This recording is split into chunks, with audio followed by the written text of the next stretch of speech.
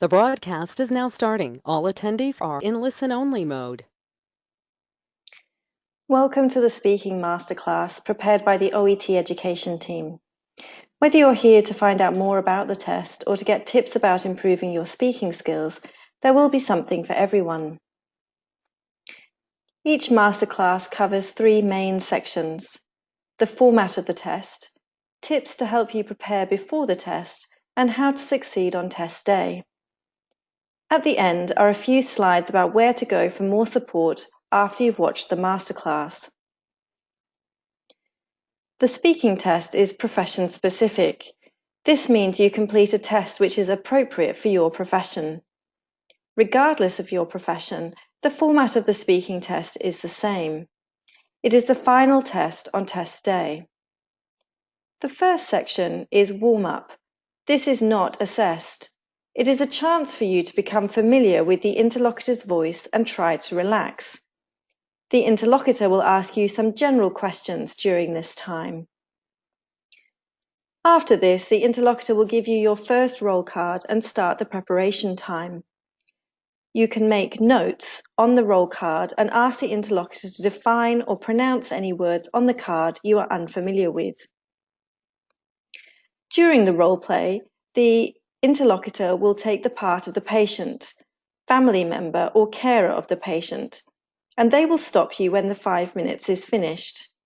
The process is repeated for the second role play.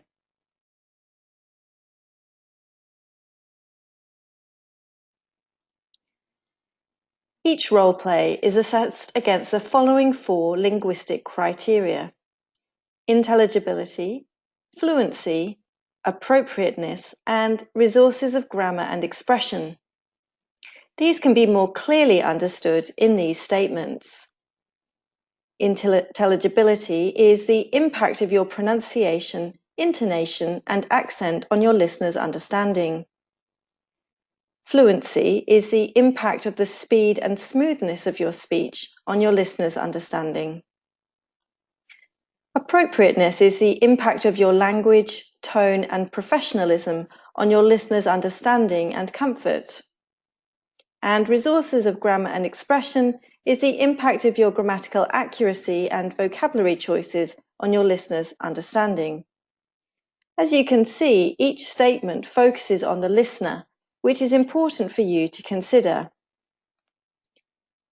Each role play is also assessed against 5 communication criteria: relationship building, understanding and incorporating the patient's perspective, providing structure, information gathering, and information giving. And these can be more clearly understood from these statements. Relationship building is the impact of your choice of opening to the conversation and demonstration of empathy and respect on your listener's comfort. Understanding and incorporating the patient's perspective is the impact of your involvement of your listener in the conversation on their understanding and comfort. Providing structure is the impact of how you organize the information you provide and introduce new topics for discussion on your listener's understanding. Information gathering is the impact of the type of questions you ask and how you respond to the listener on their understanding. And information giving is the impact of the type of questions you ask and how you respond to your listener on their understanding. Again, as you can see, each statement focuses on the listener, and the masterclass will return to this in the preparation section. Each role play is assessed against the criteria by a minimum of 2 highly trained assessors. Any borderline assessment or assessments that do not match will be assessed by a 3rd independent assessor to ensure the grade you receive is fair and valid. The 4 linguistic criteria are marked out of 6, while the 5 communication criteria are marked out of 3, meaning there is a higher weighting given to your linguistic abilities.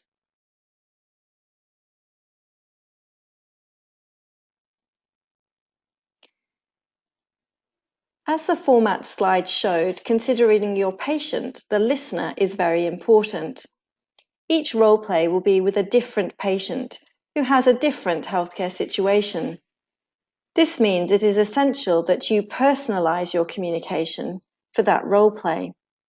You can do this about making choices about what you say and how you say it, and avoid learned phrases that may not be appropriate for that particular situation.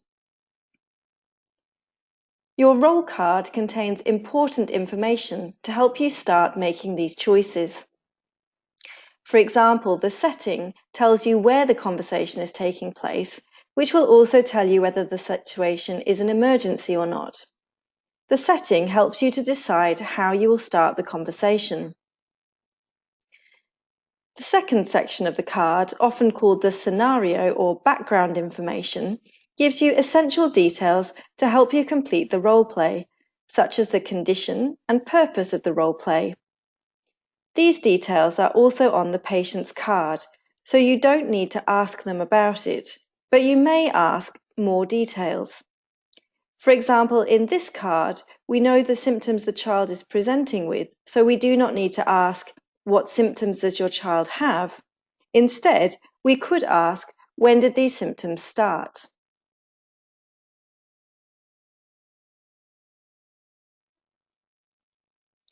The third section on your role card is the tasks. These are prompts of information for you to discuss as part of the role play. You do not need to introduce any other content not listed as a task. To achieve a good score in the speaking test, you do not have to complete all of the tasks, but you should not waste time either. During the preparation time, before the role play, it could be helpful to roughly plan how long is needed for each task. In this example, these tasks won't need so much time, and this will help you to keep the conversation moving forward. To help you to consider your listener, it helps you to imagine you are speaking to a real patient rather than completing an English test. Often, adjectives in the background information will help you identify how the patient is feeling. Even if there aren't adjectives, try to imagine how and why the patient might be feeling this way. This will help you make choices about how to start the conversation and the information you provide.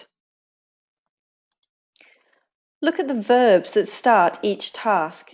These tell you the function of your communication. In this example, 3 of the tasks require you to explain something. It's important to put yourself in the patient or carer's shoes, to think of the information they would appreciate in your explanation, rather than just the information you think that it's important to know.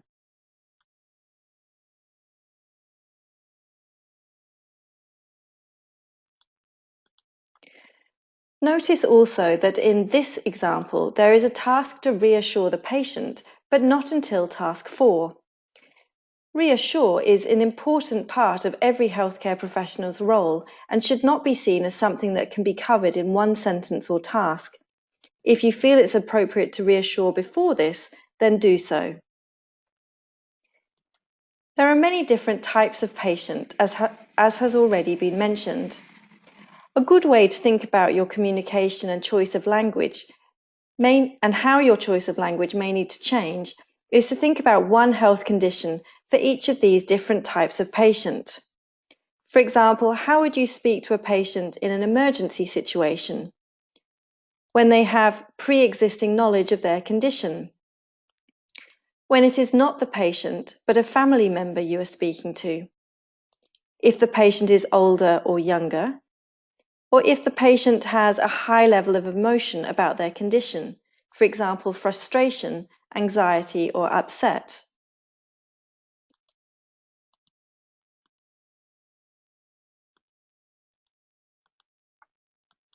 To ensure you communicate well with the listener, key points of the marking criteria are worth revisiting.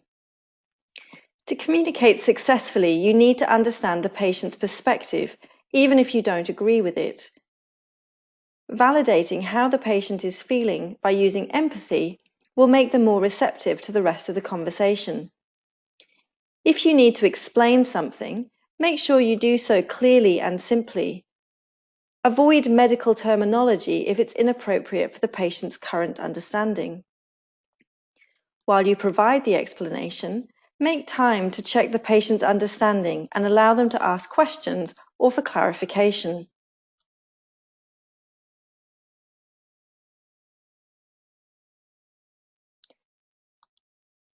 In the same way, how you listen to the patient will determine how successful your communication is. Make sure you encourage the patient to talk by asking them open questions at points during the role play, and when they are talking, encourage them to continue with things like, right, okay. Try to avoid interrupting them so they feel you believe what they're saying is important and provide you with all of the relevant details. And finally, when they finish talking, provide an appropriate response to show you were listening. This might be to summarize what you understood of what they said or to ask a follow-up question. To summarize, the best ways to prepare for speaking are: practice speaking about a variety of common health conditions for your profession to a variety of patients or family member types. As you practice with a friend or colleague, record yourself on your phone to listen to afterwards to assess your communication and how well you included the listener in your choices. If possible, get feedback on your speaking from someone trained to do so. Make a record of useful phrases, but not one specific to one condition or situation.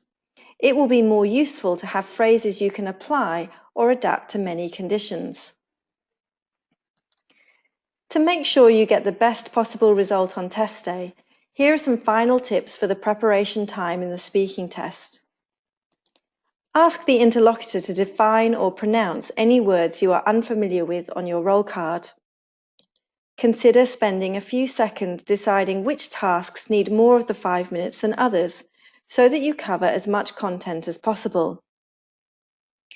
Think about how your patient feels and the best way to speak to them and provide the information to them. Think about changing your language to be appropriate to that patient type or level of urgency. Avoid medical terminology unless the card suggests the patient would be familiar with it. Decide how to start the role play. This will help you feel more confident when the interlocutor invites you to start.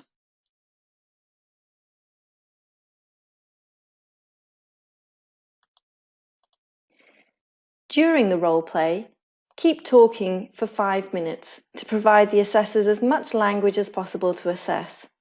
The interlocutor will tell you when to stop. Balance how much time you spend talking with how much time you spend listening and responding to the patient. After listening to something the patient says, make sure you respond to them. Ask them a question or summarize your understanding. If the patient tells you they don't understand, it doesn't have to mean your English was incorrect. They may not understand the healthcare condition as the interlocutor is not a healthcare professional.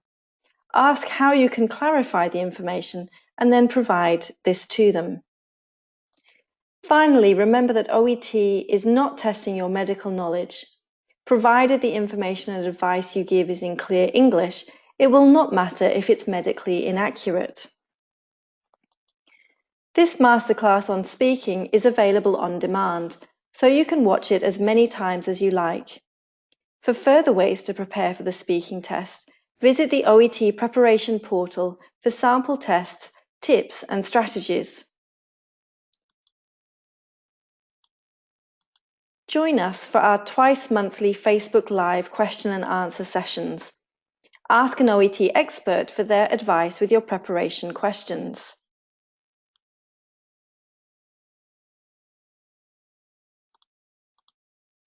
Improve your general speaking skills by enrolling on an OET preparation course. We recommend our premium preparation course providers who have been endorsed by OET for offering high-quality courses to candidates. Contact them directly to discuss your situation and goal. If there is not one local to you, some of them offer online options. Thank you for listening and good luck with your preparation. Prepare now for success later.